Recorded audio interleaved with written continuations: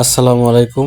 এখন আছি হলো মেলার প্রধান গেটে। এই যে এখান থেকে টিকিট দেওয়া হয়, টিকিট কাউন্টার। আর একটু লাল নীল বাতিও জ্বলতেছে আজকে আবার।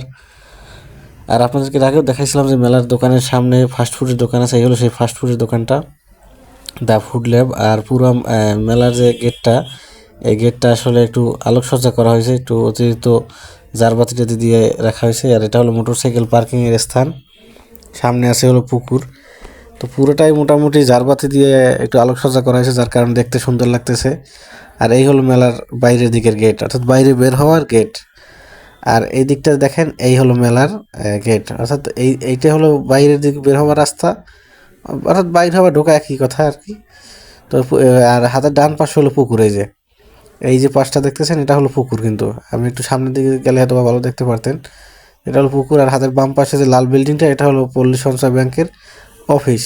তো এটাই দেখানোর ছিল আপনাদেরকে, মেলার বাইরের ডিসপ্লেটা আসলে কেমন। এই যে এটা হলো মেলার বাইরের দিকের আসলে অংশ। তো সকলেই ভালো থাকবেন। আসসালামু আলাইকুম ওয়া রাহমাতুল্লাহ।